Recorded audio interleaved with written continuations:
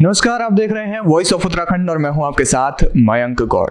आज अंतर्राष्ट्रीय दिव्यांगता दिवस है। 1976 में इसकी घोषणा हुई थी और 1981 से अंतर्राष्ट्रीय दिव्यांगता दिवस मनाने की शुरुआत हुई थी। यूएनओ ने दुनिया भर में जितने भी दिव्यांग लोग हैं उनके कल्याण और उनके प्रति अवेयरनेस के लिए, उन्हें एक अच्छी शिक्षा और उन्हें एक बेहतर जीवन मिल सके, उसके लिए इस कार्यक्रम की शुरुआत की थी, इस दिन की शुरुआत की थी। और आज मैं देहरादून के राष्ट्रीय दृष्टिबाधितार्थ संस्थान में हूँ, जहाँ के महानिदेशक प्रोफेसर हिमांशु दास हमारे साथ मौजूद हैं। सर, बहुत बहुत स्वागत है आपका। नमस्कार जी, नमस्कार जी, धन्यवाद जी। बच्चों को कई तरीके के जो है प्रोग्राम्स, अवेयरनेस के प्रोग्राम्स हो गए और उनके जो जीवन को और बेहतर बनाने के लिए कई तरीके के प्रोग्राम करवाए जा रहे हैं। क्या क्या वो प्रोग्राम है, जरा विस्तार। इंस्टीट्यूट में बहुत सारे कार्यक्रम चल रहा है।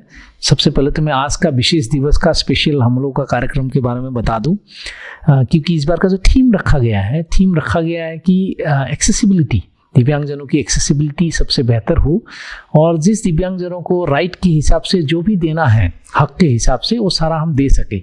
इसलिए दो शब्द फोकस किया गया है, एक्सेसिबिलिटी और इक्विटी। उसको देने के लिए फोकस किया गया है कि हम लोगों को बहुत ज़्यादा इनोवेशन लाना होगा। जिस तरीके से ट्रेडिशनल तरीके से हम लोग सेवा दे रहे थे, आज वो समय ख़त्म हो गया, उससे हमारी उतना रिजल्ट नहीं आ रहा है जितना आना चाहिए। इसलिए इनोवेशन के ऊपर बहुत जोर दी गई और साथ में जो थीम का मेन जो जरिया रखा है उसको कहा गया ट्रांसफॉर्मेटिव सॉल्यूशंस, कि ऐसे कोई हमें हल ढूंढने से नहीं होगा जो छोटे मोटे हल हो। ऐसा हल होना पड़ेगा जो बिल्कुल ट्रांसफॉर्म कर दे पूरा डिसेबिलिटी के क्षेत्र को। इसीलिए अन्य साल के मुकाबले में इस बार हम लोगों ने थोड़ा सा अलग तरीके से इस दिवस को मनाने की कोशिश की है, जिसके अंदर सुबह से हम लोगों का स्पेशल स्कूल, हमारा जो है एक आदर्श विद्यालय है, नर्सरी से क्लास 12 तक बच्चे वहाँ पढ़ते हैं, उन लोगों के लिए बहुत ही रंगारंग खेलकूद का कार्यक्रम चल रही है। उसके बाद हमारे जो एडल्ट वयस्क जो स्किल इंस्टीट्यूट है, ITI है और एडजस्टमेंट ट्रेनिंग सेंटर है, वहाँ का जो वयस्क महिला या वयस्क व्यक्ति हैं उनके लिए अलग से फन गेम्स की व्यवस्था की गई है। एक स्क्रीनिंग, आइडेंटिफिकेशन और कॉम्प्रिहेंसिव मेडिकल कैंप, डेंटल से लेके ऑर्थोपेडिक से लेके हियरिंग से लेके सभी स्पेशलिस्ट आके उसमें कार्यरत हैं। कैंप चल रही है, हमारा असेसमेंट कैंप, जिसमें देहरादून के काफ़ी लोगों को हम लोगों ने इन्वाइट किया है, मेडिकल कॉलेज वगैरह को भी इन्वाइट किया हुआ है। उसका अलावा हमारा जो हमारे कॉलेज के बच्चे हैं, क्योंकि हमारे यहाँ बहुत सारे कोर्सेज चलते हैं, आपने सुना होगा DED, BEd, MEd, special education, clinical psychology, इस टाइप के कोर्सेज चलते हैं। उनके सारे बच्चों के लिए आज स्पेशल हम लोगों ने सेमिनार रखा हुआ है, कॉन्फ्रेंस रखे हुए हैं अलग अलग विशेष टॉपिक के ऊपर जो आमतौर पे उनके सिलेबस में नहीं होते हैं, जागरूकता जगाने के लिए। उसके बाद बहुत ही सेंसिटिव कुछ टॉपिक के ऊपर हम लोगों ने डिबेट कंपटीशन रखा हुआ है, जैसे स्पेशल स्कूल ठीक है या इंक्लूसिव स्कूल ठीक है, क्योंकि काफ़ी लोग सोचते हैं कि अभी भी स्पेशल स्कूल ज़्यादा ठीक है, तो हम लोग उसके ऊपर एक साइंटिफिक डिबेट रखे हैं। एक डिबेट इसके ऊपर भी रखा हुआ है कि समानुभूति, जिसको एम्पैथी कहते हैं, सिंपैथी के हम लोग खिलाफ हैं, एम्पैथी के हम फेवर में हैं। अंदर से जज्बा आना चाहिए, अंदर से फीलिंग आना चाहिए कि दिव्यांगजनों की हालत को आप एक्चुअली फील कर पाते हो कि नहीं, उसको एम्पैथी कहते हैं। तो टॉपिक ये रखा गया है कि एम्पैथी क्या जगाया जा सकता है, एम्पैथी क्या ट्रेनिंग से आ सकती है क्या, क्योंकि कई लोग मानते हैं कि एम्पैथेटिक जो लोग होते हैं वो जन्म से ही ऐसा, बचपन से ही बन जाते हैं, पर हम लोग तो ट्रेनिंग दे रहे हैं लोगों को, तो बिना एम्पैथी के वो अच्छे शिक्षक या अच्छे केयर गिवर नहीं बन पाएंगे। तो हमारे लिए बहुत बड़ी चैलेंज है कि क्या ये संभव है कि ट्रेनिंग के द्वारा हम उनके अंदर जगा सके दिव्यांगजनों के लिए सही भावना। इसके अलावा इस साल की जो विशेष हमारी अनुभूति रही है, उत्तराखंड में पहली बार के लिए एमफिल क्लिनिकल साइकोलॉजिस्ट की बहुत कमी थी। एमफिल हमारे पूरे उत्तराखंड में 2-4 ही क्लिनिकल साइकोलॉजिस्ट थे, जबकि हर एक जिले में हमें एक कम से कम चाहिए होता है। तो एमफिल क्लिनिकल साइकोलॉजी भारतीय पुनर्वास परिषद की तरफ से मान्यता प्राप्त श्रीदेव सुमन यूनिवर्सिटी के साथ उसको शुरू किया। एमएड बीएड मल्टीपल डिसेबिलिटी एक स्पेशल फील्ड है, बीएड डेफ ब्लाइंडनेस एक स्पेशल फील्ड है, MSW in social work in disability studies एक स्पेशल फील्ड है। उसका अलावा हमारा एक बहुत ही स्पेशल कोर्स है applied BSc MSc integrated psychology, उसकी शुरुआत कर रहे हैं। अगला 2-3 महीने में श्रीदेव सुमन यूनिवर्सिटी के साथ मिलकर हम लोग PhD in in special education and disability studies शुरू कर रहे हैं। बहुत से बेहतरीन कार्यक्रम चल रही है और पूरे देश भर में हम लोग बेहतर अपना फुटप्रिंट दे पा रहे हैं। सर देखा जाता है कि उत्तराखंड में ये पहला स्कूल मैं कहूँगा कि जो इतना ज़्यादा एडवांस है, इतनी ज़्यादा कोर्सेज प्रोवाइड कर रहा है। आपने बताया कि PhD भी अब हो चुका है, जो कि उत्तराखंड में अभी तक किसी भी दृष्टिबाधित स्कूल में नहीं है। कैसे ही आपको मोटिवेशन आई कि इन बच्चों के लिए जो नए नए स्टूडेंट हैं, जो दिव्यांग हैं, दृष्टिबाधित हैं, उनके लिए ये सब चीज़ें करनी चाहिए, और कैसे इस पढ़ाई का उन पर एक सकारात्मक असर पड़ेगा? एक्चुअली समाज की तौर से या प्रोफेशनल्स भी काफ़ी हद तक कुछ सालों पहले तक आप देखते होंगे कि दिव्यांगजन क्या काम कर सकते हैं, उसमें हमेशा हमारे अंदर एक दीवारें रहती कि वो ये काम ही कर सकते हैं, बाकी काम ये नहीं कर सकते हैं। जैसे जैसे computer, artificial intelligence, digital world आ गई, ऑनलाइन की वर्ल्ड आ गई, तब धीरे धीरे लोगों ने महसूस करना शुरू किया कि दिव्यांगजन ज़्यादातर क्षेत्र में, एक आध क्षेत्र छोड़ के ज़्यादातर क्षेत्र में आम लोगों जैसा समान काम कर सकते हैं। उसी हिसाब से उनकी जो गवर्नमेंट ऑफ इंडिया ने जॉब रिजर्वेशन की जब बात आ गई कि क्या क्या नौकरी दिव्यांगों को दे सकते हैं, क्या क्या नहीं दे सकते हैं, तो उस सूची में जब काम करने लगे तो पता लगा दिव्यांगों को ऐसा नौकरी बहुत कम रह गया जो उनको नहीं दे सकते हैं। अभी तक बात ये थी कि कंप्यूटर नहीं आता है, इंटरनेट नहीं आता है, डिजिटल वर्ल्ड से प्रॉपर्ली कनेक्टेड नहीं है। अब जैसे वो सब चीज़ों की ट्रेनिंग हुआ, अब हमें पता लगा कि कोई भी नौकरी वो ले सकते हैं, उस हिसाब से रिजर्वेशन भी आ गई। इसीलिए हम लोग इस काम में अब आजकल लग गए कि जितना ज़्यादा प्रशिक्षण हम दे सके उतना ज़्यादा प्रशिक्षण दे, उनको प्रोत्साहित करें, क्योंकि नौकरियाँ बहुत आ रही है और उनको ये सारे प्रकार की नौकरियाँ वो ले सकें। सर कैंपस के अंदर हम घूम करके देखते हैं बच्चों के अंदर कई सारी मोटिवेशंस हैं, बहुत खुल के वो बात करना चाहते हैं, और कई बार हमने देखा है कि आम लोगों की तुलना में दिव्यांग बच्चे वो काम करते हैं जो आम लोग नहीं कर सकते। तो कैसे उनमें ये होता है सिक्स्थ सेंस जो हमने सुना है, क्या ये वाकई काम करता है या फिर इसमें कुछ?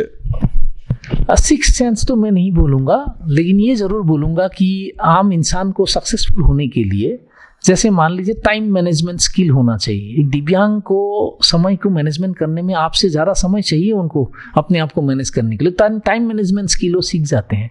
एक इंसान की आगे बढ़ने के लिए अपने अंदर क्या कमी है वो जानना आवश्यक होती है, जो आम बच्चों में, आम लोगों में उनको पता ही नहीं उसके अंदर क्या कमी है।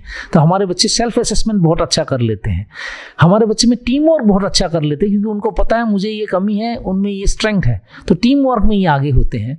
उसका अलावा आगे आगे जाते से जैसे रोल मॉडल हम उनको दिखा पा रहे हैं। बहुत से दिव्यांग लोग आजकल IAS ऑफिसर बन चुके हैं, बैंक PO बन चुके हैं, अलग अलग क्षेत्र में, बिजनेस में, अलग अलग क्षेत्रों में बहुत सक्सेसफुल हो चुके हैं। उनके थ्रू हम इनका कनेक्शन बैठाते हैं, तो जिससे एक मोटिवेशन आता है। उसका अलावा जो हमारी इस वक्त जो हमारी स्टाफ है, टीम है, यहाँ की पूरे टीम फुल्ली ट्रेंड है, फुल्ली डेडिकेटेड है, और उनको स्पेशली ट्रेनिंग दी जा रही है ऑलमोस्ट एवरी अदर डे कि वो किस तरीके से इनकी अंतरात्मा में एक ग्रिट, एक स्पेशल मोटिवेशन, एक कॉन्फिडेंस डेवलप करे, एक सेल्फ एस्टीम डेवलप करे कि आगे की, बहुत आगे की ये बच्चे हमारे सोच सकें। तो उसी का ही नतीजा है कि एक बार थोड़ा सा ट्रेनिंग और मोटिवेशन दोनों एक साथ देने के बाद फिर ये आगे निकल जाते हैं अपने आप ही। सर डेली लाइफ की हम बात करते हैं, जैसे बच्चों के सुबह उठने से लेकर के रात को सोने तक, उनके साथ में कई ऐसी जो काम है, कई ऐसे क्रियाकलाप हैं दिन भर के जो आम लोगों की तुलना में उन्हें करने में थोड़ी सी दिक्कतें होती है। तो स्कूल उसको किस तरीके से मदद करता है और कैसे उनके साथ में कोऑपरेट करता है? आप देखेंगे बच्चा, हमारे पास 3-4 साल के भी बच्चे आते हैं। अभी एक अर्ली इंटरवेंशन सेंटर खोला है जिसमें तो 1 साल के भी बच्चे आ जाते हैं। तो आम इंसान जो भी काम करते हैं उस उम्र के हिसाब से हम कोशिश करते हैं उस सभी काम को उम्र के हिसाब से हम जाने, और हमारे बच्चे उसमें से कौन सा काम करने में असमर्थ है या दिक्कतें आ रही है, किस प्रकार के सपोर्ट चाहिए, उसकी हम एनालिसिस करते हैं। उसके बाद छोटे उम्र से ही ट्रेनिंग शुरू होती है। आप अगर गौर से हमारे बच्चों को देखेंगे, शुरू में ऐसे बच्चे आते हैं जिनका टॉयलेट बाथरूम भी ठीक से करना नहीं आता है, कपड़े पहनना भी नहीं आता है, और धीरे धीरे 3-4 साल बाद आप जाके देखेंगे वो बच्चे सारे काम अपने आप कर रहे हैं। ऐसा कई एडल्ट बच्चे मिलेंगे जो मेरे घर आके बोलते हैं सर खाना बनाने दो, वो खाना तक खुद बना लेते हैं अपना। काफ़ी हमारे एडल्ट बच्चे हैं जो बैंक ऑपरेशन से लेके, इंटरनेट ऑपरेशन से लेके, अपना खाना बनाने से लेके, अपना कपड़ा धोना, कपड़ा इस्त्री करने से लेके सारा काम इंडिपेंडेंटली कर जाते हैं।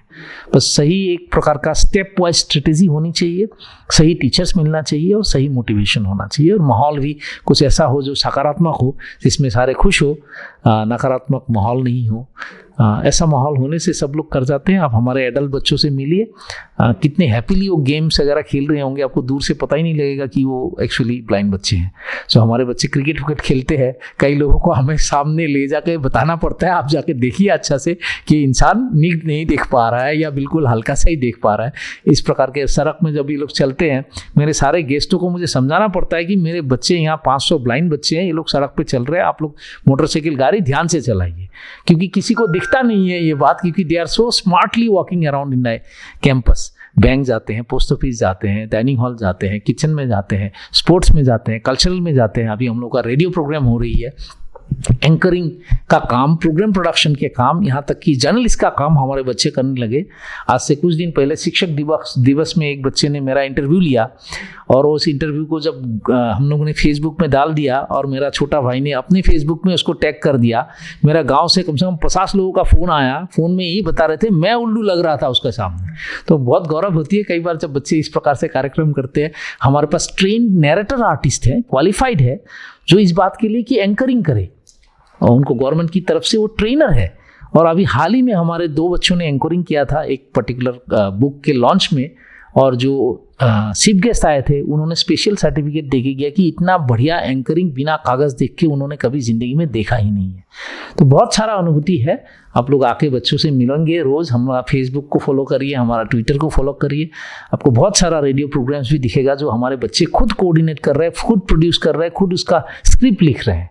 Thank you sir. एक आखिरी सवाल मैं आपसे लेना चाहूँगा, क्या आगे प्लान्स होने वाले हैं स्कूल में बच्चों के लिए और उनके विकास के लिए जिस प्रकार से, और उनकी सर मनोस्थिति की अगर हम बात करें तो आम लोगों की तुलना में कितना उनमें डिफरेंस होता है?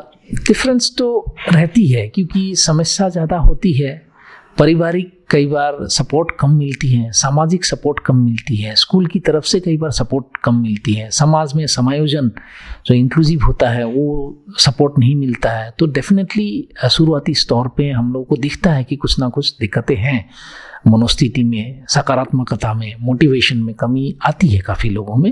लेकिन हमारे पास डिपार्टमेंट ऑफ रिहेबिलिटेशन साइकोलॉजी है, डिपार्टमेंट ऑफ क्लिनिकल साइकोलॉजी है और डिपार्टमेंट ऑफ स्पेशल एजुकेशन है। उसके ज़रिए हम ये सब ज़रूरतों को हम पूरा करने की कोशिश करते हैं। इंडिविजुअल सपोर्ट प्रोग्राम भी है, ग्रुप सपोर्ट प्रोग्राम भी है, गेम, स्पोर्ट्स और अन्य दुनिया भर की एक्टिविटी है। जब एक हॉलिस्टिक अप्रोच लेके जब इनके साथ काम करते हैं तो फिर इनका वो एटीट्यूड जो है अपने प्रति, दूसरे के प्रति, दूसरे दिव्यांगता के प्रति, परिवार के प्रति बदलना शुरू होता है। और जैसे जैसे लाइफ में सक्सेस मिलते जाते हैं इन लोगों को, फिर इनको लगता है कि हम बाकी लोगों जैसा ही है।